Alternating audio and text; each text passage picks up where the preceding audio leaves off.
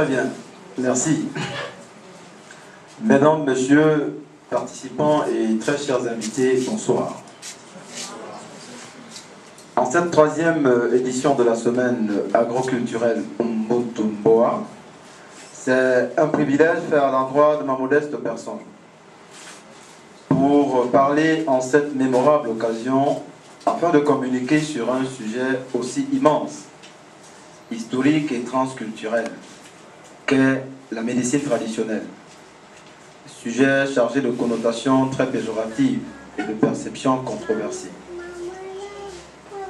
La charge émotionnelle que je porte en moi en ce moment vient du fait que je ne suis pas moi-même médecin traditionnel, mais plutôt communicateur, mais qui a eu la chance de côtoyer un tradit praticien chevronné en la personne de Sa Majesté Todote II, qui est parmi nous ce soir, qui a déjà été présenté à Tédédé Atédji, roi Takpa de Bénin au Cameroun, qui m'a fait l'honneur de m'adresser à vous.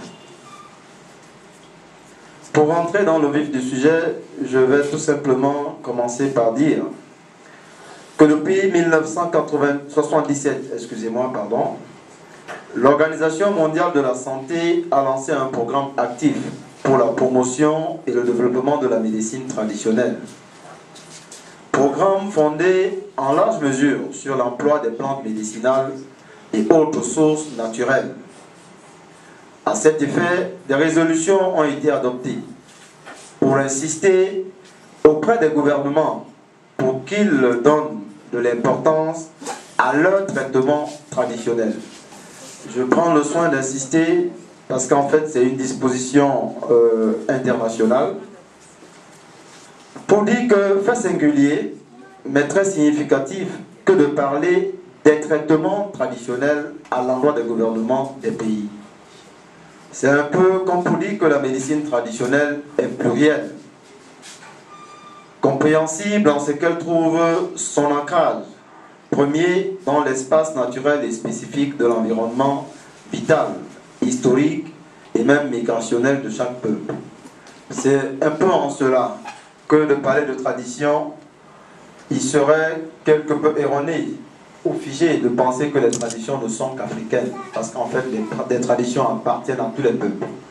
Même l'Europe aussi a ses traditions, le continent américain également a ses traditions, le continent asiatique et tous les autres peuples, comme pour dire simplement, ont bien évidemment des traditions qui leur sont propres. Alors pour revenir à mon texte, pour dire ceci, tout en gardant un fond culturel, séculaire et identitaire propre à chaque peuple. Les traditions, à travers leurs us et usages, ont connu des modifications substantielles liées à leur migration tout au long de leurs évolutions. Nous savons que les peuples ne sont pas toujours restés statiques. L'évolution même des continents a également connu des modifications substantielles ou tout au moins importantes qui certainement ont affecté la vie de ces peuples et d'une certaine manière leur tradition. Notre contribution donc en cette tribune s'articule autour de trois préoccupations majeures, tout au moins celles qui ont retenu notre attention à des fins d'apporter notre modeste contribution à cette semaine de réflexion et d'action culturelle. La première préoccupation porte sur le difficile mariage de la médecine traditionnelle et celle dite moderne. Nous ne pouvons pas nous permettre d'aborder le sujet sur l'ensemble du continent, c'est la raison pour laquelle nous parlerons davantage en se référant sur ce qui se passe au Cameroun, bien évidemment en tirant enseignement de ce qui se fait partout ailleurs. Pour cela, nous disons ceci, nous constatons qu'en dépit donc, des recommandations de l'OMS en 1977, les rapports entre ces deux corps de discipline que sont la médecine traditionnelle et la médecine moderne au Cameroun, tout au moins, ne sont pas toujours les meilleurs. Les officiants de la médecine traditionnelle sont marginalisés, à ce que nous constatons, et traités parfois de tous les noms d'oiseaux, charlatans, alarmébou, sorciers et que sais-je d'autres, par leurs confrères de la section scientifique.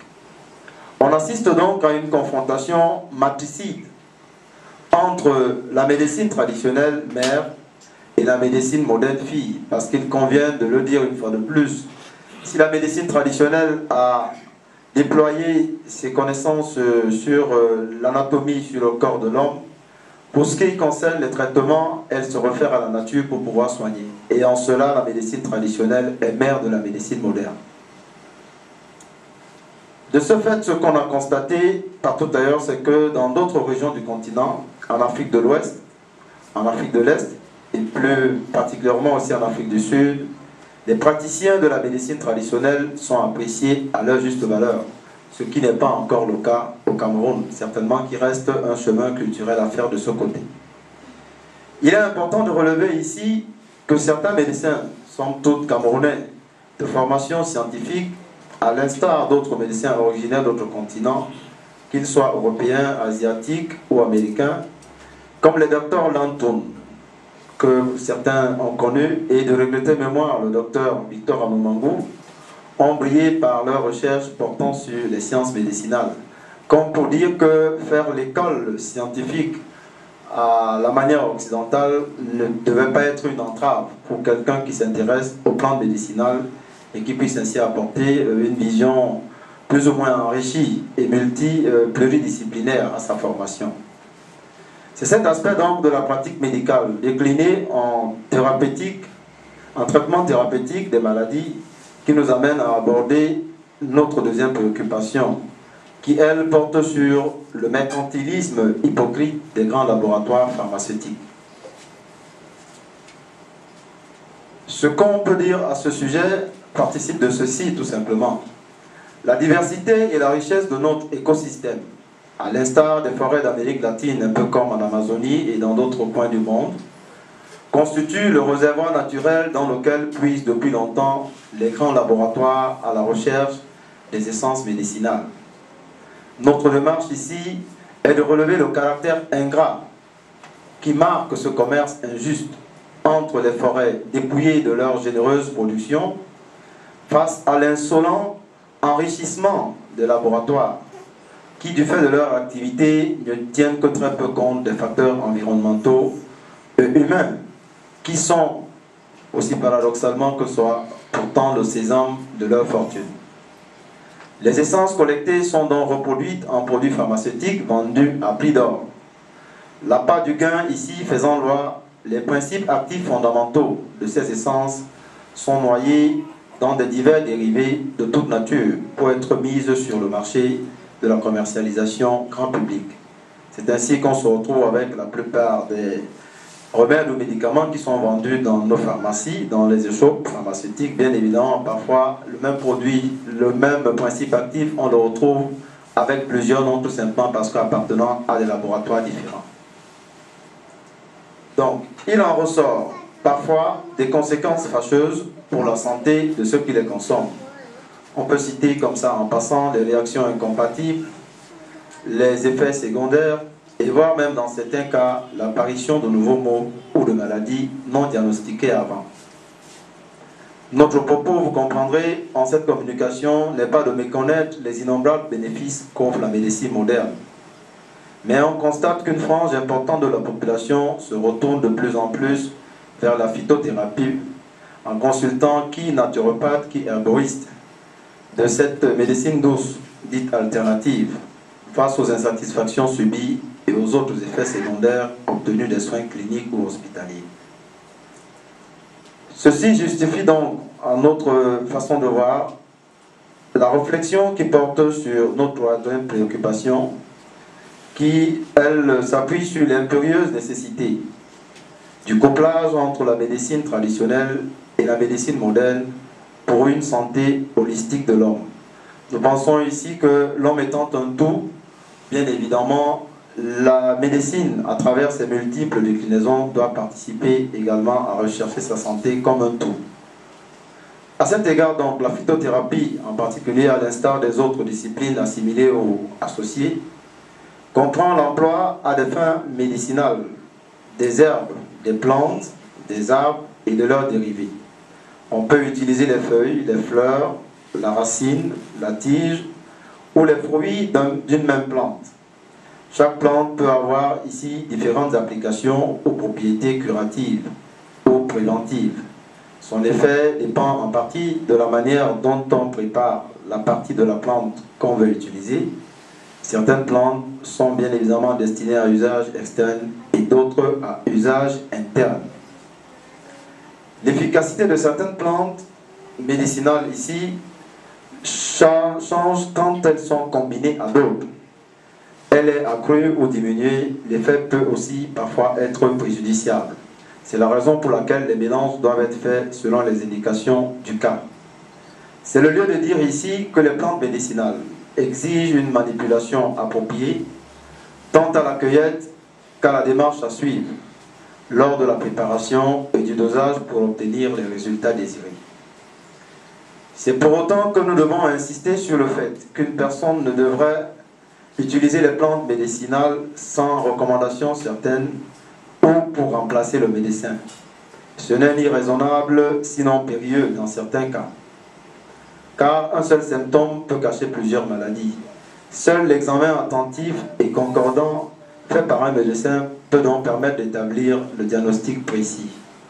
Le tradipraticien ici en salle ne m'en démentira pas parce que je sais que très souvent, quand il procède dans ses consultations, il demande parfois à ses patients s'ils ont des radiographies, s'ils ont eu des consultations médicales avant de pouvoir prescrire. C'est la raison pour laquelle c'est également l'optique pensée et rêvée de ce que ces deux médecines puissent arriver à travailler ensemble.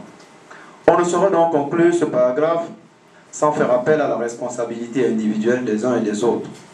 Parce qu'en réalité, chacun devrait se sentir responsable de son état de santé et comprendre qu'il vaut mieux prévenir que guérir. Les plantes médicinales, certes, ont une grande valeur dans la prévention des maladies. Il faudrait en adopter l'emploi régulier, ne pas les considérer uniquement comme des remèdes. Elles deviendraient ainsi de fidèles gardiens de la santé en contribuant à la prévention de troubles graves. Pour cela, nous devons nous discipliner dans notre mode de vie, notre hygiène alimentaire et notre rapport à la nature. Avant de quitter cette tribune, permettez-moi de vous présenter Sa Majesté Todoto II Atedi, tradipraticien, qui, à ce titre, bien évidemment, nous a fait l'honneur de participer à cette rencontre, à cet échange, que je n'ai que juste essayé d'introduire. Il est, entre autres, diplômé de mérite, médaille d'argent à la 19e foire de Libreville en 1996. Il a également participé au Cameroun à plusieurs manifestations culturelles et de rencontres de travail et d'échanges entre confrères. Il a le Certificate of Natural, Cultural and Traditional Medicine qu'il a obtenu en 2003. Voilà. Il a également le certificat d'honneur et de reconnaissance obtenu à Baminde en 2009. Il a également le diplôme d'excellence de la Royal Development Corporation obtenu en 2013, pour si peu. C'est également le promoteur du laboratoire Tindi Lapto, qui est le laboratoire dans lequel il prépare les travaux qui vous seront présentés ici. On a juste sélectionné quelques éléments pour vous en faire état. Je vous remercie pour votre honorable écoute. Merci.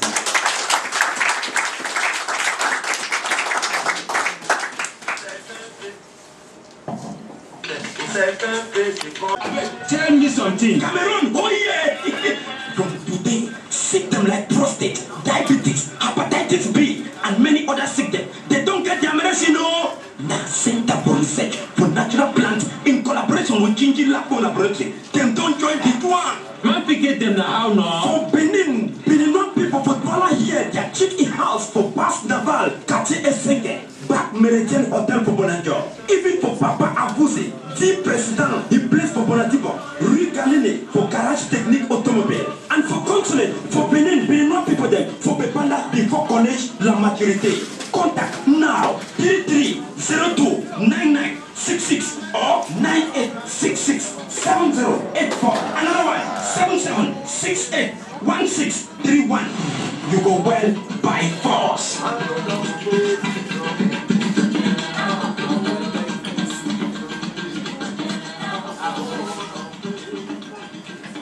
C'est un péché commun entre vendeur et acheteur. Les enfants les plus valides ont été arrachés au continent de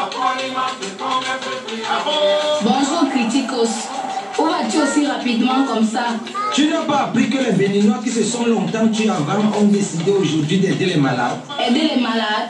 Mais comment ça? Grâce à leur centre de recherche naturopathe en collaboration avec Tindji Lapo Laboratoire, on peut désormais dire adieu aux maladies comme la prostate, l'hépatite B, le diabète et beaucoup d'autres encore. Où est-il situé? Chez le chef de la communauté béninoise à Douala, au quartier Essenke, Passe Naval, derrière l'hôtel Méridien. Aussi chez Papa Avosi, dit président, à Bonatibo, rue Kalene, au garage technique automobile et au consulat de Bénin à Pépanda, avant le collège de la maturité. Contact dès maintenant. 02 99 66 98 66 70 84 77 68 16 31. Ce qu'il a ramené de son Bénin natal, qui ont été traités, travaillés et mis en bouteille dans cette production, dans cette présentation, je veux dire. Le produit Vieux Jeune, en fait, est un fortifiant. Il participe à la régénération cellulaire. Il est également un tonifiant. Et pour les personnes d'un certain âge, il participe à la régulation de la faiblesse sexuelle. Je crois que c'est peut-être la raison pour laquelle il porte le titre assez évocateur de Vieux Jeune. Un tout petit peu.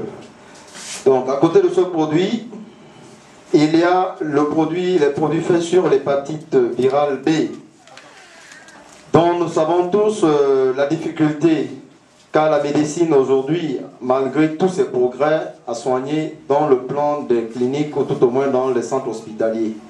Très souvent, il s'est retrouvé que beaucoup de gens qui ont été atteints de cette maladie virale, parfois ont trouvé facilement la mort. Ces produits, bien évidemment, en valeur absolue, je ne peux pas le dire, dont-il la réponse souhaitée, mais je pourrais croire que la médecine traditionnelle a l'avantage et à la différence de la médecine moderne, c'est que c'est des produits faits à base de plantes. Il n'y a aucun ingrédient chimique qui rentre en composition. Et bien évidemment, après un certain temps de prise, lui-même, le praticien, recommande à ses patients de repartir dans les laboratoires, faire des analyses pour s'assurer si oui ou non l'effet recherché et obtenu.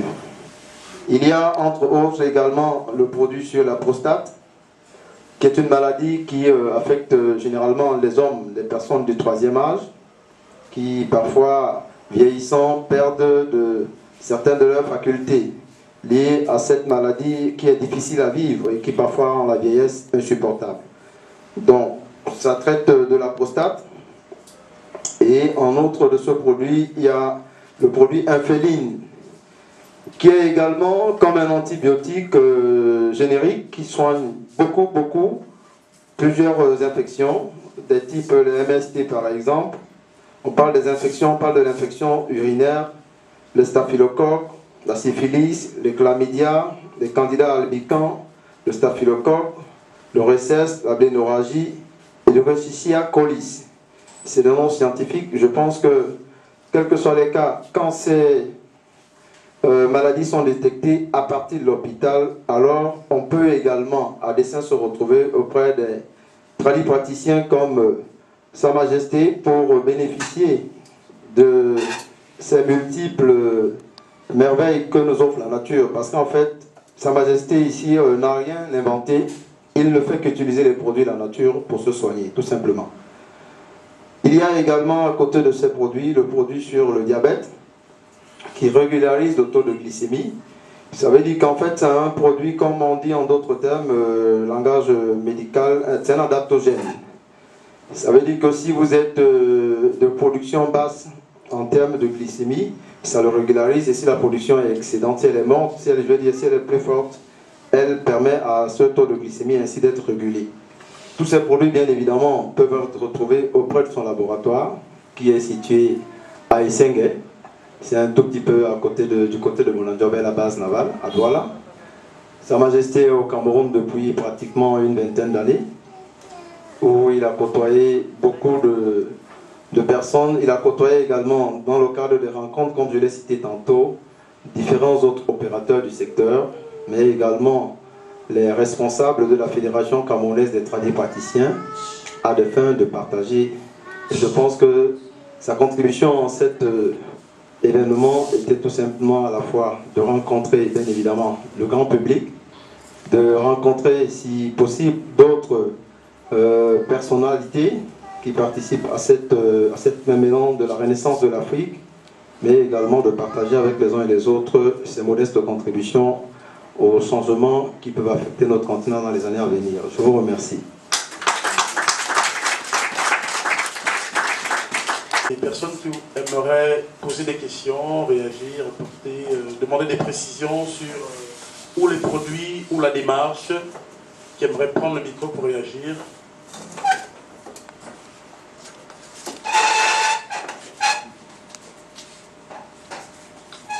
Merci pour cette présentation que j'ai trouvée particulièrement intéressante. En fait, j'ai une question sur la démarche de la médecine traditionnelle telle qu'elle a été exposée ici. Parce qu'on nous dit par exemple que pour le médicament, pour l'hépatite B, lorsque le patient vient, il vient avec, je suppose, une hépatite diagnostiquée, et quand on lui donne le traitement, il faut le retourner chez son médecin dans un laboratoire pour savoir si le virus a disparu ou pas. Je veux savoir, est-ce que, hormis l'intervention dans le domaine même du traitement, est-ce que la médecine traditionnelle ne diagnostique pas déjà la maladie et n'a pas de moyens intrinsèques de suivre son évolution?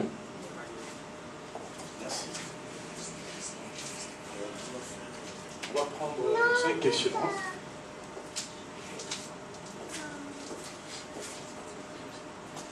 Bonsoir, je m'appelle Luanga Esther. Bon, moi j'ai une question à propos de la démarche. Il n'y a pas longtemps, on avait eu lors d'une rencontre à causer avec un aîné qui avait une certaine connaissance sur la médecine traditionnelle. Et il nous avait dit, lorsque tu es atteint de diarrhée, c'est-à-dire le matin tu te réveilles subitement, tu as de la diarrhée. Alors tu écrases du charbon, tu mélanges avec de l'huile rouge et tu suces. Et ça va stopper directement tes diarrhées. Bon, d'après son histoire, lui quand il le fait, ça marche. Quand son entourage le fait, ça marche. Mais moi j'ai essayé, ça n'a pas marché. Alors ma question c'est, est-ce que la médecine traditionnelle c'est pour certaines personnes ou alors c'est pour tout le monde? Parce que c'est pas tout le monde, quand il fait les prescriptions du praticien ou alors du grand-père que ça marche. Faudrait-il être initié ou alors je ne sais pas. Bon, c'est la question. Merci. Y a-t-il d'autres réactions? On va laisser honneur aux dames. Bonsoir. Moi, il s'agit plus d'une contribution que d'une question. En travaillant un peu avec M. Guy sur la communication qu'il a présentée aujourd'hui, je suis surprise qu'il n'en ait pas parlé. J'ai découvert que la quinine portait le nom scientifique d'une comtesse portugaise, je pense. Pour dire quoi? C'est la comtesse de Chincotte, je pense, qui arrivait au Pérou, je crois, à l'époque des conquistadors, qui a attrapé le palu que les Péruviens soignaient entre eux avec l'écorce du quinquina depuis des siècles, pour ne pas dire des millénaires. Elle a été très gravement malade. On a appelé à son chevet tous les plus grands médecins le Godin qui n'ont pas pu arriver à bout de la fièvre. C'est un chaman péruvien qui a pris l'écorce du quinquina, qui a préparé une décoction avec et qui a redonné la santé à la comtesse de Chincotte. Ironie du sort, par la suite, les autres médecins qui étaient venus à son chevet ont cherché à savoir comment ça s'était fait, qu'elle recouvrait la santé, alors que eux, ils avaient tout essayé. Ils ont pris le quinquina, ils ont étudié et ils ont donné le nom scientifique, c'est Chicona, quelque chose, je ne sais plus trop quoi. Comme pour dire quoi, c'est nous, si on ne fait pas attention, ils font la même chose avec plein d'autres produits. Ils prennent ici chez nous, ils partent travailler chez eux en laboratoire, ils leur donnent le nom à eux là-bas et ils nous revendent au prix fort. Concernant le charbon, il y a un médicament qui s'appelle charbon de Belloc, qui est vendu en pharmacie, qui est utilisé pour les problèmes d'amibiase et de dysenterie. Mais maintenant, ça dépend de quel charbon. Si vous avez pris le charbon qui est la houille, c'est-à-dire le charbon qu'on vend déjà en paquet dans les marchés là, c'est le charbon qui est creusé, ça ne marche pas avec. Il faut que ce soit quelque chose qui a brûlé. Il faut que ce soit quelque chose qui a brûlé. Et il faut parfois on n'a même pas besoin de l'écraser. Vous prenez juste un petit morceau, vous croquez, ça marche. Bon, je ne sais pas. Maintenant, est-ce qu'il faut être initié? Je ne sais pas. Je suis mal placée pour répondre à cette question. Mais en tout cas, moi, ce n'est pas quelqu'un qui me l'a dit et ça marche très bien avec moi. Et il y a un médicament, je le dis, qui s'appelle charbon de Belloc. Je ne sais pas combien on le vend en pharmacie. Qui, pour les problèmes de diarrhée et de dysenterie, qui est fait à base du charbon, quand vous le prenez, c'est noir. Et quand vous le consommez, même les sels sont noirs après. Donc c'est vraiment le principe actif du charbon qui est utilisé. C'est la contribution que je tenais à apporter. Nous ici, on a le charbon tous les jours, on a les feux de bois, mais on l'ignore.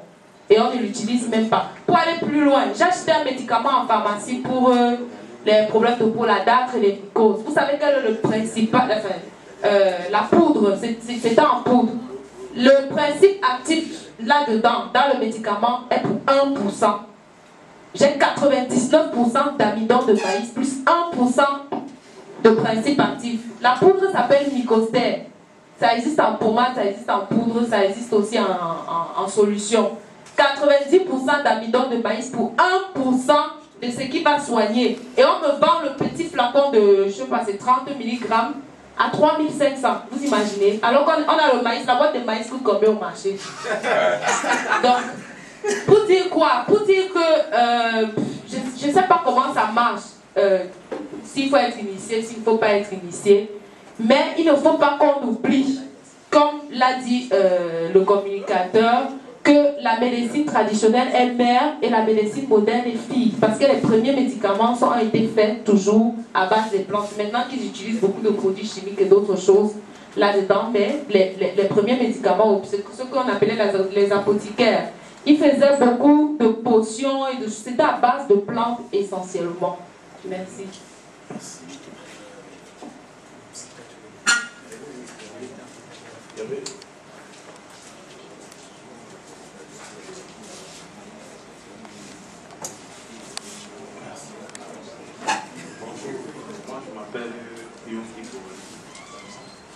Je remercie l'exposant pour son exposé.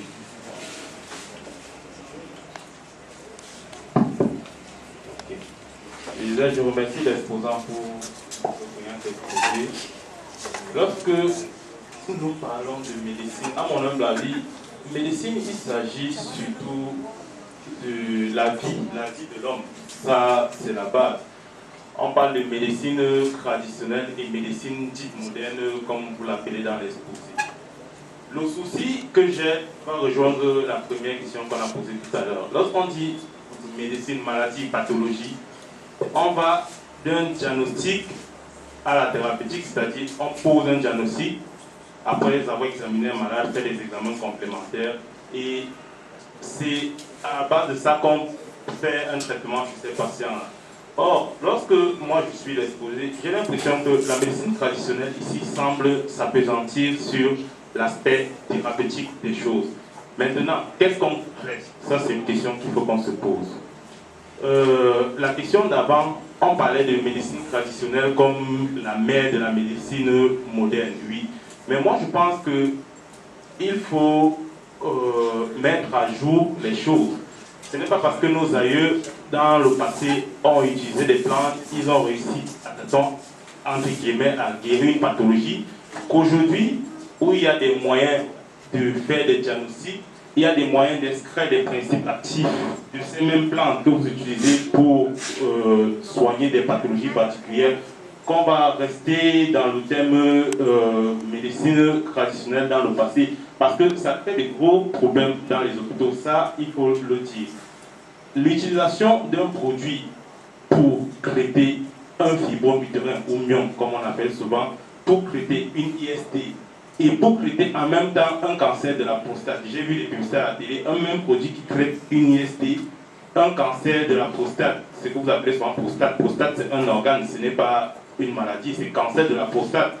Et le même produit, il crée un fibrome utérin qui est une masse. Comment le produit va faire pour aller retirer une masse sur l'utérus?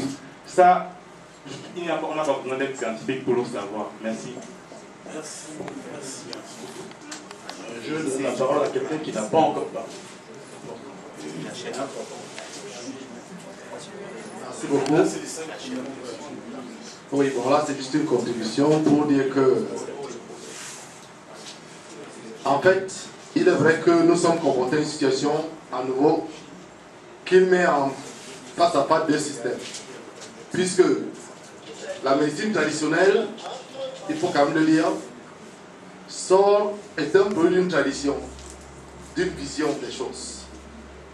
D'un peuple, effectivement, qui vit dans un environnement, qui a sa vision du monde, qui a ses traditions, qui a un certain nombre de pratiques, qui vont d'ailleurs, n'est-ce pas, à la fois la médecine au rituel.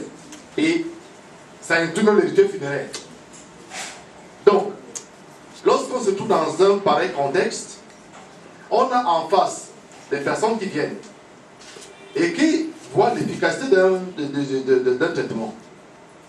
Ils constatent, prennent, n'est-ce pas, la plante en question, vont l'étudier, et le premier Européen qui aura vu ça pourra, n'est-ce pas, baptiser cela par son nom.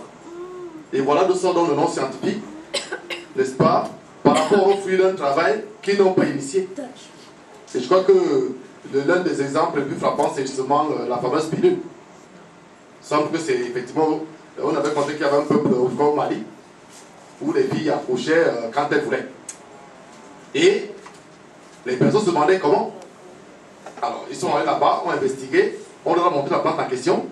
Mais lorsqu'on présente l'affaire à TF1, je me rappelle, était en France à l'époque, le gars dit qu'il se baladait au Mali, il a trouvé la plante.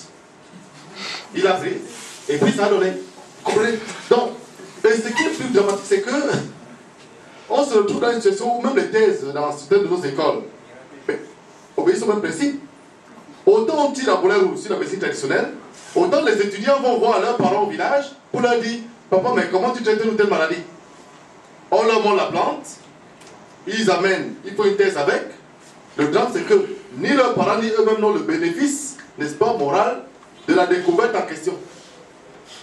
Les travaux s'en vont, puis plus rien. Donc, à ce niveau, évidemment, il y a donc d'abord la protection d'un patrimoine.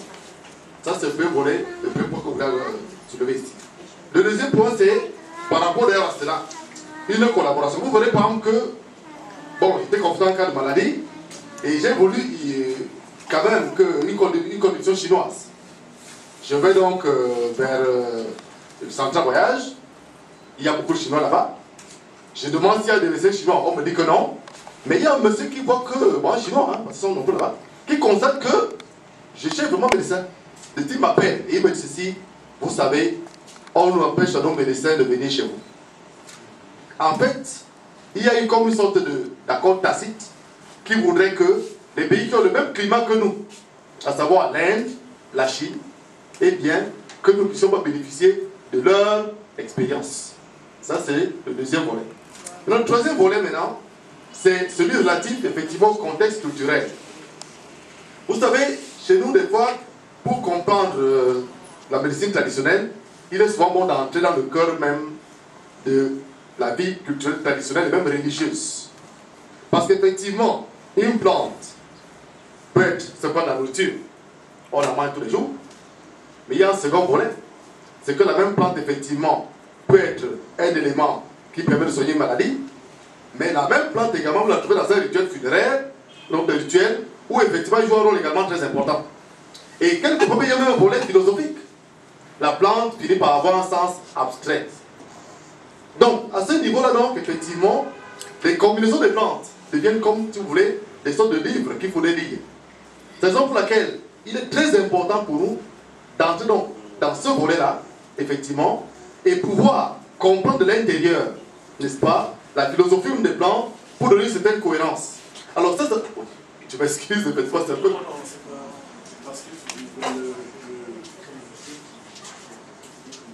Ah d'accord. Ouais, moi oui, je m'excuse. Donc alors, qu'est-ce que tu disais déjà? C'est-à-dire que là, on va faire... Oui. Le volet abcès, effectivement. Donc, il s'ensuit donc effectivement que nous devons, quelquefois, ne pas sortir nos pratiques de leur contexte. Effectivement. Ou alors même si nous le faisons, mais nous sachons quels sont les référentiels à partir desquels ces pratiques ont été mises sur pied. Malheureusement, effectivement, nous arrivons à un stade où, d'un côté, on nous demande, n'est-ce pas, d'évacuer de nos consciences nos apports traditionnels, nos régions traditionnelles, nos acquis culturels, tout en voulant bénéficier de ces acquis-là, qui sont récupérés par des structures étrangères, qui elles-mêmes finissent par nous enlever le bénéfice, n'est-ce pas, de ces découvertes. C'est un vrai problème qui est confronté. Je crois que c'est par rapport à ça que ce débat que nous sommes ici aujourd'hui, voir comment est-ce que nous devons d'une part sauvegarder notre patrimoine, sauvegarder notre pensée, sauvegarder nos acquis, n'est-ce pas, et pouvoir s'en servir comme base pour pouvoir avancer. Merci. Merci beaucoup. Vraiment, excusez-moi pour la frustration que nous avons entraînée chez ceux qui m'ont parlé, mais dès l'amorce, nous avons dit que Sa Majesté était un peu fatigué, donc il ne va pas tirer en longueur. C'est pourquoi nous allons nous contenter de quelques questions, et le débat pourra continuer après entre nous si ça vous dit. Merci. Oui, merci infiniment. Je voudrais revenir rapidement d'abord pour commencer à remercier les différentes contributions qui se sont associées à ces modestes exposés de tout à l'heure. J'ai retenu quelques questions qui ont été posées quant à savoir la première, si la médecine ne dispose pas de démarche intrinsèque pour diagnostiquer les résultats d'analyse et autres traitements de maladie. Je voudrais dire une chose. Les outils scientifiques sont d'avènement très très récents, parce qu'en réalité, la médecine telle que pratiquée aujourd'hui ne date pas de plus de 2-3 siècles. L'être humain existe depuis des millénaires, et depuis tout ce temps, il s'est toujours soigné, parfois tout simplement en cueillant une feuille, une branche autour derrière la maison, parfois dans la cour pour se soigner. Donc ce n'est pas forcément la mise en œuvre d'un descriptif ou alors d'un déploiement scientifique ou technologique qui fait forcément office de qualité en termes de soins. Parce que s'il faut rester dans ce sillage, en fait, on aurait fait dans ce propos un procès à ce qui concerne la médecine moderne aujourd'hui. Mais ce n'était pas ça notre idée. On a tout simplement voulu signifier que la médecine traditionnelle est propre à notre culture et qu'il ne faudrait pas qu'on en ait honte, tout simplement, et qu'on puisse en profiter. D'ailleurs, les Occidentaux le font aujourd'hui mieux que nous. Les Américains, les Asiatiques gagnent énormément d'argent en faisant tout simplement vendre les plantes, les produits qu'ils transforment de façon maintenant technologique avec les mesures de pointe qu'il y a. Ça veut tout simplement dire que ce qui peut paraître traditionnel dans notre culture également peut être amélioré avec des outils scientifiques et mis à la disposition du public. C'est tout autant que le diagnostic. Parce qu'en fait, le diagnostic, on a comme l'impression qu'il suffirait qu'un seul élément, comme je le disais tantôt, un seul symptôme ne suffit pas. Parfois pour apprécier l'état d'un malade. Parce qu'un symptôme peut cacher plusieurs types de maladies ou de situations. Donc, dans la suite, est-ce que la médecine traditionnelle est pour les uns et pas pour les autres? Je voulais apprécier la contribution de Mme Boudjeka tout à l'heure, qui a répondu à la dame qui parlait du charbon et de l'usage. Je voulais simplement dire ceci. C'est tout autant en médecine traditionnelle qu'en médecine moderne. Il y a des produits qui ne passent pas sur tout le monde, tout simplement. Il y a que nous avons des corps différents. Chacun de nous d'abord est quelque chose de particulier et d'unique en son genre. C'est d'ailleurs une chance inouïe qu'aujourd'hui la médecine telle qu'elle se propose de le faire réussisse à guérir. Parce qu'en fait, la médecine traditionnelle d'avant, elle avait la spécificité qu'elle traitait les malades et non pas la maladie. Alors qu'on a l'impression que la médecine moderne aujourd'hui traite les maladies et non pas les malades. Je peux vous assurer peut-être que c'est une réflexion qu'on peut mener à un autre moment ou dans d'autres dispositions, mais sur lequel on peut spéculer énormément. Parce qu'on n'est pas toujours sûr que ce que la médecine moderne aujourd'hui nous offre comme qualité de soins est indéniable. Parce qu'il y a des gens qui tombent malades tout simplement parce qu'ils ont pris les traitements prescrits à l'hôpital. Quand vous êtes par exemple, vous souffrez d'une hypertension, on vous donne un produit pour soigner l'hypertension. Mais ce seul produit à lui seul vous traduit au moins 9 maladies. Ça vous donne la fébrilité, ça vous donne la fatigue, ça vous donne, je sais pas moi, les nausées, bref, ça vous finit. On voudrait soigner une maladie, mais on en génère 9. Je dis qu'il y a quelque chose qui ne va pas. C'est peut-être que nous n'avons pas la réponse adaptée, adéquate à cet état de fait. C'est la raison pour laquelle on peut paraître sans solution. Mais il ne faudrait pas que ça nous désarme ou que ça nous fasse croire que c'est ce qui est fait en face qui est forcément bon. Donc, pour ce qui est de comment faire pour sortir de l'approche thérapeutique associée à la médecine traditionnelle, je voudrais dire que ce n'est pas parce que la médecine traditionnelle manque de capacité à diagnostiquer, non. Le praticien qui est ici en salle, je pense que s'il était dans un autre contexte, dans d'autres circonstances, il aurait pris suffisamment de temps pour parler à propos. Moi, je ne suis pas un praticien, je le côtoie tout simplement et j'ai voulu participer et contribuer à cet événement. Mais je suis sûr que les concepts scientifiques qui permettent aujourd'hui aux médecins de travailler ne relèvent pas de la magie, non. Encore qu'on peut être médecin, bien formé, et travailler avec la médecine traditionnelle. J'ai cité tout à l'heure le cas du docteur Nantoun ou le docteur Victor Nomangou, qui rentrait d'Angleterre après y avoir séjourné pendant plus de 25 ans, est demeuré le médecin attitré de la reine d'Angleterre. Je vous en prie, il ne lui donnait pas les injections, ce n'était pas les comprimés, non. Il lui fabriquait les décoctions à base de plantes naturelles. Et parfois même prélevées ici au Cameroun, qu'il transportait avec lui en Angleterre pour le lui donner. Jusqu'à sa mort, il est resté médecin honoris causa des universités, les meilleures universités en Angleterre. Il était camerounais, hein? Il soignait la reine d'Angleterre. Donc ne croyons pas, moi je voulais dire, j'ai été ici hier, j'ai assisté à une partie des travaux de cette semaine que j'ai d'ailleurs beaucoup apprécié. Je pense qu'on parle de renaissance, on parle de renouveau de l'Afrique. Véritablement, commençons à nous dépouiller de certains complexes et d'une certaine position. Si on ne se libère pas de certains clivages, on ne fera pas de ces rencontres, des rencontres intéressantes. Ça veut dire qu'on vient ici pour passer le temps et pour le meubler, comme si on allait dans un stade de football. Mais moi, je pensais que c'est des échanges intellectuels, c'est des échanges culturels. Quand on a la chance d'avoir des honorables personnalités comme ce monsieur qui professe dans beaucoup d'écoles, qui a vu, je pense tout à l'heure on est entré ici, il continue encore à partager avec les uns et les autres, docteurs et les uns et les autres qui ont participé à ces travaux, je pense qu'il faut leur faire hommage. Il faut également, même en posant des questions, réfléchir sur la portée et la pertinence même de la question. Je ne crois pas que ce soit simple de dire que mais pourquoi on ne fait pas ça, non. Comme si on voulait rendre ridicule ce qui est présenté. Sa Majesté, en venant ici, a cru bien faire. Il a voulu apporter une modeste contribution dans ce travail qui se fait. Il n'a pas la sommité ou les réponses à toutes les questions, encore moins moi, modestement. Donc je vous prie, acceptez-nous comme ça. C'est ce que je voulais apporter comme réponse. Je vous remercie.